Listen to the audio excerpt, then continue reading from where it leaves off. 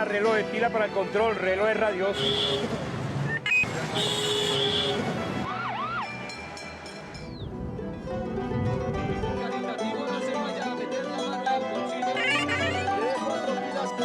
Bueno, y continuamos en esta fiesta del arte que se desarrolla en Bogotá, en Arbol, con esta alianza informativa entre Directo Bogotá y Arteria. Hoy les tenemos un invitado bastante interesante. Quiero darles unas pistas primero. Este personaje ha sido coleccionista desde muy pequeño, es un asunto casi heredado de la familia que ha venido cultivando durante toda su vida, a tal punto que el asunto se le ha vuelto bastante grande, a veces, como él a veces lo dice, incontrolable. Pero lo que es más importante es que ha marcado una pauta en lo que el coleccionismo de arte en Colombia se refiere, al punto de que las obras que ha comprado durante tantos años se le han ido creciendo de tal magnitud que ha tenido casi que cambiar casa, que comprar una casa, que tener un lugar diferente para poner sus obras. Y tal vez lo más interesante de ello es que, por un lado, promovió la formación de lo que hoy se conoce como el sector de Bogotá, donde se están formando las nuevas galerías, el sector de San Felipe, y por otra parte ha logrado tener un programa con entidades académicas en donde los chicos y las chicas van a entender de qué se trata el arte contemporáneo, un asunto que para muchas personas todavía es bastante complejo. Ese personaje que le tenemos hoy a todos ustedes es Alejandro Castaño.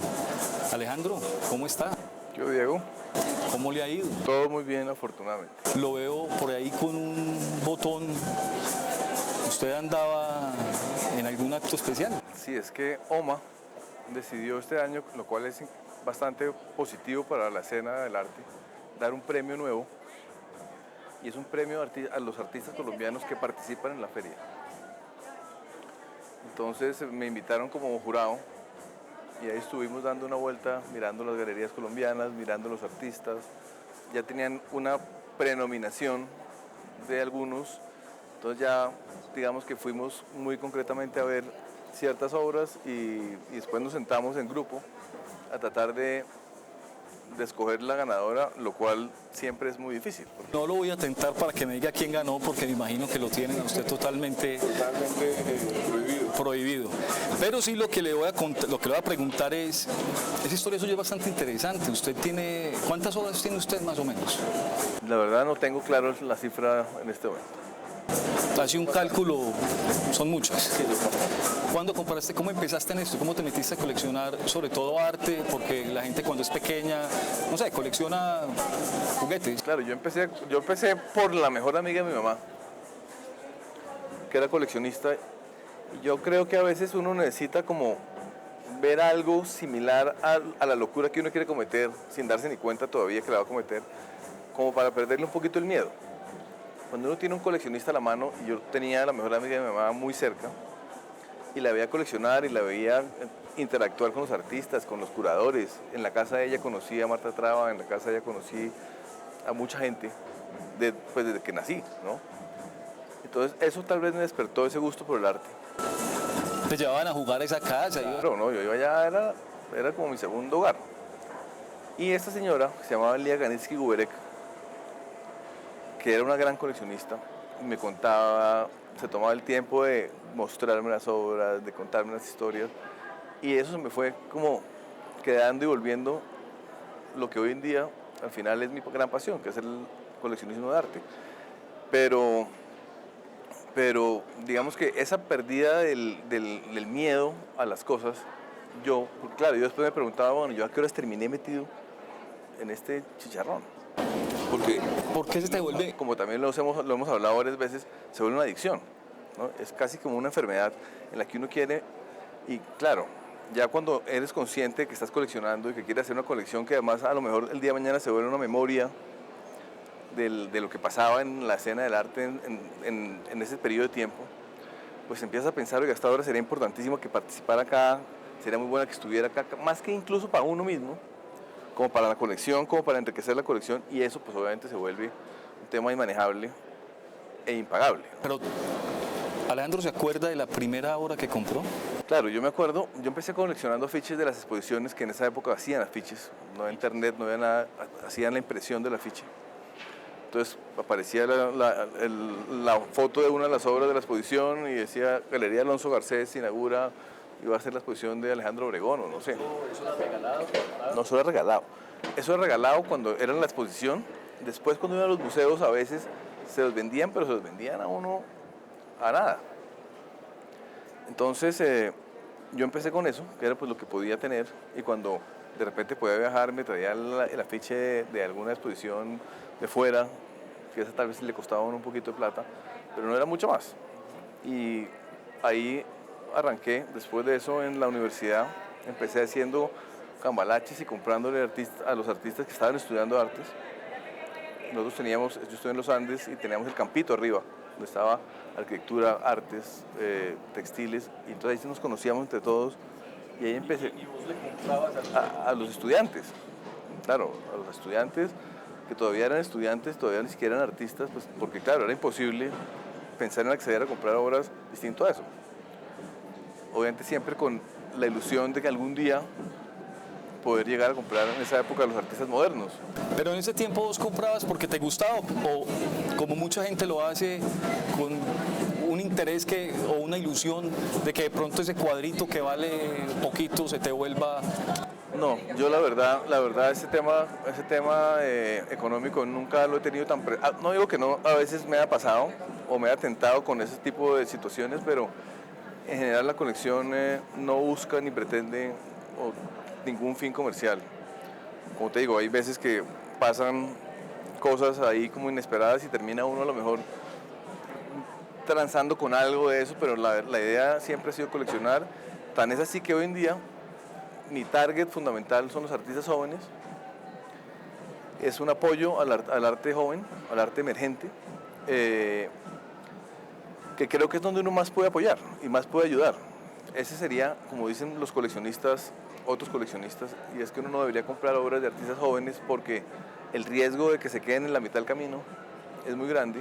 Entonces que uno debería comprar, por ejemplo, hay coleccionistas que dicen yo no compro una obra de menos de $10,000 porque ya sabes, si ya vale 10,000, la posibilidad de que se quede en el camino es mucho menor y el arte joven pues sí es un riesgo muy alto, pero obviamente cuando tú coleccionas para ti mismo, cuando ya tu colección empieza a pensarse más como en algo para los demás también, ahí la cosa cambia completamente. ¿Y vos has dado ese paso? O... Yo creo que sí, yo creo que hoy en día yo no pienso que yo quisiera vender mi colección o quisiera vender las obras de mi colección, y todo lo contrario, estoy tratando de ver de qué manera puedo compartirlas o de qué manera puedo llegar a tener la posibilidad, porque claro, digamos que es muy difícil para montar un espacio abierto al público totalmente, ya se vuelve un tema que yo no podría mantener. Entonces, pero ahí vamos en el camino y en el proceso, y esa es la idea al final, ¿no? Cuando vos llegas al lugar donde tienes tu exposición, más que tu exposición, donde tienes todas tus obras, que es un lugar que tú habitas cotidianamente también. Digamos que yo no, en ese sitio está la colección, no vivo ahí y no es mi oficina, pero cada vez trato de visitar más, ¿no? ¿Por qué te gusta visitarla tanto? O sea, parece un poco obvia la pregunta, pero digamos que lo que quiero preguntar es qué sensación hay cuando tú estás ahí rodeado de las obras que has comprado durante tanto tiempo y que quieres. Primero, que además ha sido una discusión con varios curadores, es, claro, como yo le digo la bodega, y se lo digo de cariño, no de forma despectiva, es porque la idea nace de la necesidad de un sitio donde guardar las obras. O sea, tenías tantas que ya no te cabían. No cabían en ningún lado, estaban en todas las bodegas guardadas en cajas, y obviamente no solo era muy difícil de ver o de poder, digamos, disfrutar, sino a veces un poco riesgoso que se dañaran, se perdieran, nunca sabía dónde estaban. Entonces, digamos que la bodega nace por una necesidad de bodegaje, y por eso yo lo llamo la bodega. Mucha gente dice, pero ¿cómo le dice la bodega? Si lo que es eso parece es como un sitio, una galería, un espacio mucho más especial que una bodega. Y de esa forma también están colgadas las obras. Tú que lo conoces has visto que las obras están colgadas, o sea, no con un interés digamos, de mostrar cada obra específicamente o de hacer un recorrido, sino es un tema de, ojalá pudiera colgarlas todas para que se pudieran mantener y además poderlas ver y poderlas disfrutar, ¿no? Entonces, mucha gente dice, oiga, no, pero hay demasiadas obras, se ve muy pesado, y a mí me encanta eso porque siento que así la estoy disfrutando, la estoy viendo, pero bueno, es una forma de... Se te ha quedado, tú hablabas de que hay unos artistas que de pronto se quedan ahí en la mitad del camino. No, ¿hay mucho de eso en tu colección o hay algo de eso, algo que sí, como negocio digas, uy, aquí no fue? Sí me ha pasado. Yo lo que creo es que cuando uno se enfrenta al coleccionismo, si uno lo quiere hacer de la manera que lo estoy haciendo yo, que es de una forma intuitiva, de gusto, más que de negocio, pues claro, si uno lo que quiere hacer negocio, es clarísimo cómo se hace el negocio. Hay ciertos artistas que saben uno que ya van volando y compras unas obras de ellos y te esperas un par de años o 5 años y las vendes, pero es que eso ya es otra cosa. Eso ya no, yo no creo que eso sea un coleccionista. Yo creo que eso ya entra uno más como en un marchand o en un dealer o algo así, porque si tú estás comprando algo para venderlo, pues al final pienso que la parte como de ese espíritu, esa parte romántica del coleccionismo se pierde un poco, porque... Vos estás hablando de la parte romántica y en ese sentido fuiste un romántico porque empezaste cuando coleccionar arte era un asunto bien raro. Ahora tenemos una feria que lleva 11 años con esta versión. ¿Cómo ha cambiado eso? ¿Cómo has visto vos la evolución de los intentos de feria que hubo antes de Arbo? Arbo y toda esta búsqueda de que las personas coleccionen. ¿Cómo ves todo? No, yo creo que sí estamos en un momento como nunca antes. Creo que la feria ha sido un gran culpable de que eso sea así. Digamos que si uno pudiera pensar en que las cosas a veces pasan por algunos acontecimientos específicos y no porque a lo mejor sea así de la nada que aparecen, yo diría que el gran culpable del momento que estamos pasando hoy en el arte colombiano se llama Arbo. Porque antes de Arbo, los artistas no tenían ninguna visibilidad, éramos muy locales. Las veces que trataron de hacer unas ferias no duraron y fracasaron en el intento.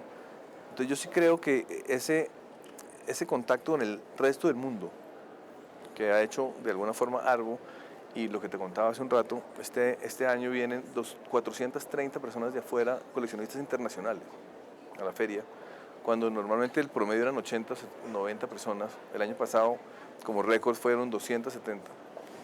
Entonces, eso hace que la gente de afuera empiece a mirar artistas colombianos. Incluso hay artistas hoy colombianos que no tienen galería colombiana, sino tienen todas galerías afuera, por ejemplo. Y toda esa dinámica ha hecho que estemos realmente donde estamos, y es un momento históricamente único. Digamos que el arte colombiano era muy local, por esa razón también eran los más baratos de toda Latinoamérica, casi. Uno veía Brasil tiene la Bienal de Sao Paulo desde hace muchísimos años, el coleccionismo en Brasil es impresionante, Argentina, Venezuela, ni hablar, Venezuela tenía un número de coleccionistas impresionantes. Y Colombia siempre ha sido muy local, como muy de sus artistas, de repente uno que otro de afuera, pero no mucho más. Pero eso no ha complicado un poco el asunto, es decir, personas como vos que conocen el mercado y todo el cuento, que de alguna manera corrieron el riesgo cuando no había nada, pues tienen una mejor visión y unas mejores posibilidades, pero ahora que hay tantas personas que vienen, por ejemplo, eso no sube los precios, lo cual puede ser... No, y está pasando, realmente está pasando. Yo creo que incluso, digamos que a veces esos cambios en el mercado a veces son un poquito complicados, porque claro, si tú eres una galería internacional y ves un artista colombiano que te interese y te lo vas a llevar a una feria, pero si la obra del artista cuesta 5 millones de pesos, que hoy en día en dólares, no hablemos de hoy en día, hablemos de hace un tiempo, son $2.500,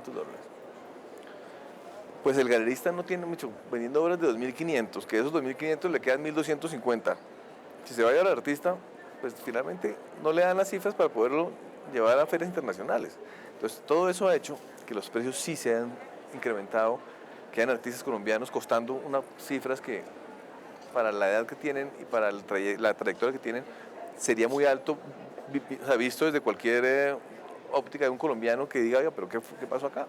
Si aquí antes uno con $1 millón, $2 millones compraba una obra, eso hoy en día son $1000 y con $1000 pues todavía hay cosas, pero digamos que sí se ha subido mucho y se va a seguir subiendo, creemos, porque para llegar al mercado internacional tiene que ser así. O sea, no puede ser que un artista brasilero que está empezando cueste $5000 y que un artista colombiano con la misma trayectoria cueste 1000. Solo porque uno está en Brasil y uno está en Colombia, pero entonces el de Colombia cuando llega a Brasil o el de Brasil cuando llega a Colombia, ¿qué pasa? Entonces ya digamos que con toda la tecnología, con toda la posibilidad de saber los precios de las cosas, de en cuánto se vendió, una subasta, etcétera, pues tenemos que empezar o decidir, ¿nos quedamos en el mercado local o realmente queremos participar en el mercado internacional? Y si eso es así, pues nos toca empezar a mirar en precios que sean del mercado internacional. Cuando vos miras una obra, ¿vos qué le ves? Yo creo que hay un tema muy interesante. Yo creo que el tema del arte, yo soy hijo, yo tal vez te he contado, de 2 papás psicoanalistas. Y yo creo que cuando uno ve una obra de arte, o ve uno una colección, o ve uno, hay mucho que habla de cada persona como persona, como el artista como tal, como creador de la obra, y el que se aproxima y de alguna forma le interesa. Cuando tú ves una obra, y ahorita precisamente que estábamos haciéndolo el premio de OMA, fue muy interesante porque, claro, llegábamos las personas del jurado a ver una obra específica, y era interesante cómo cada uno se aproximaba, y después al final cuando empezamos a hablar de por qué veía uno interesante, por qué veía uno que la otra sí debía estar o no debía estar, es muy, muy chévere ver cómo cada uno entiende, porque claro, si a veces los mismos libros, que son textos un poquito más específicos, cada uno los entiende distintos, pues imagínense un tema que de alguna forma es un poco abstracto, de imágenes, de formas, entonces yo creo que cada uno lo ve diferente. Yo obviamente desde mi mirada de arquitecto le he empezado a coger mucho gusto y he empezado a disfrutar mucho esa relación del arte y la arquitectura, y he querido empezar a enfocar mi colección a ese tema. Obviamente haciendo un esfuerzo porque no es fácil. Hay muchas obras que a veces no tienen nada que ver y sin embargo me interesan, pero yo lo que pienso que uno debe ver primero es que te guste. Ese gusto cambia, ¿no? Lo que te gustaba hace 10 años, a lo mejor no te gusta hoy.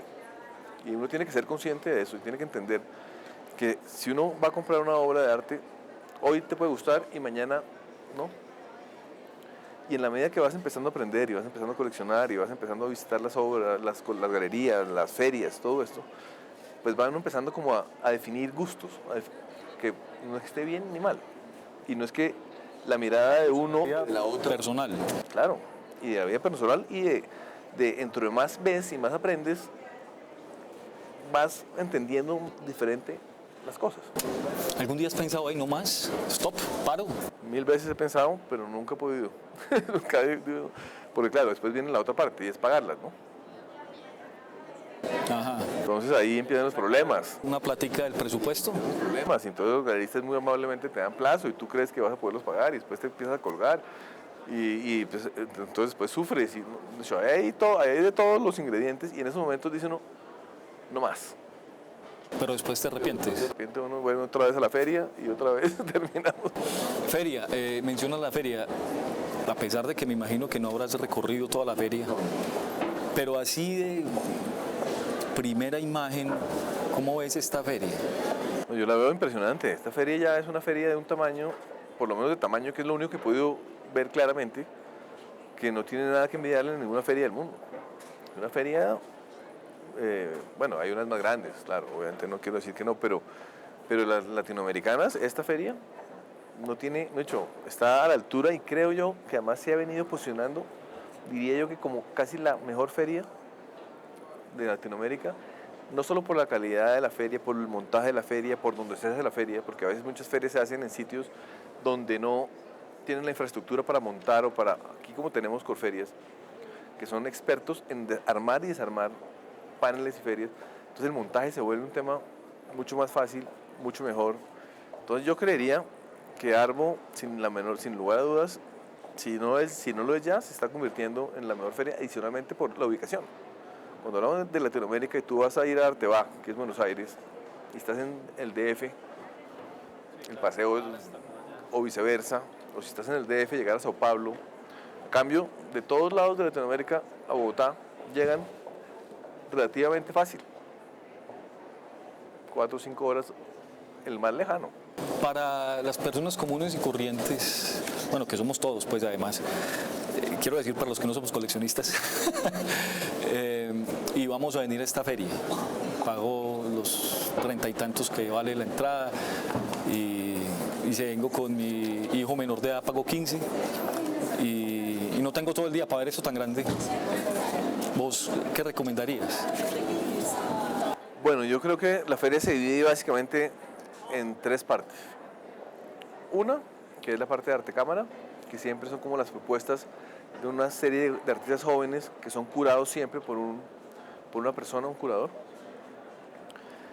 La otra parte, que es la parte comercial, que es donde están las galerías.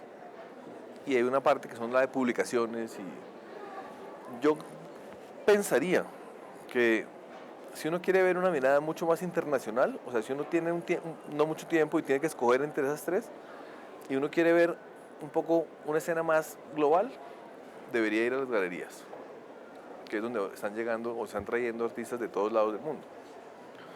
He estado oyendo en la publicidad de algo que vienen como artistas de 30 y pico países o 20 y pico países, no me acuerdo, pero bueno, de una buena cantidad de países.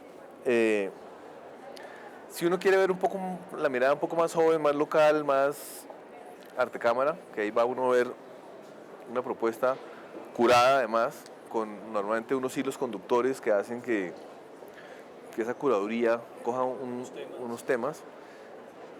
Y bueno, y la parte de textos y publicaciones, que si uno tiene tiempo, en cualquiera de los 2 casos debería verla, porque también se encuentran cosas muy chéveres ahí. Cuando menciona arte cámara, es bueno que en una feria es feria y es comercial. Es bueno que en una feria existan esos espacios no necesariamente ligados a la compra y al mercado del arte. Digamos que teóricamente no. Porque eso no existe mucho en otras ferias. No, teóricamente no, porque incluso las galerías a veces se quejan un poco de que no les distraigan a la gente que viene, que si ellos hacen un esfuerzo para venir y que la gente los vaya a visitar, pues que mucha gente incluso llegue, lo que tú decías, tienes 2 horas, vienes, vas a arte cámara y cuando sales te toca irte y nunca fuiste a la feria. Sin embargo, por otro lado yo creo que el tema de la feria como tal es más que una feria de 80 galerías o las que sean, es toda una movida, digamos. Y por eso es que es interesante que ven que esté Odeón, que esté la Feria del Millón. Por ejemplo, mucha gente se quejaba de la Feria del Millón. Y se quejaban por lo mismo. Decían, oiga, pero un minutico, van a la Feria del Millón, con $1.000.000 se compran obras, y después vienen aquí y cualquier cosa les parece carísimo.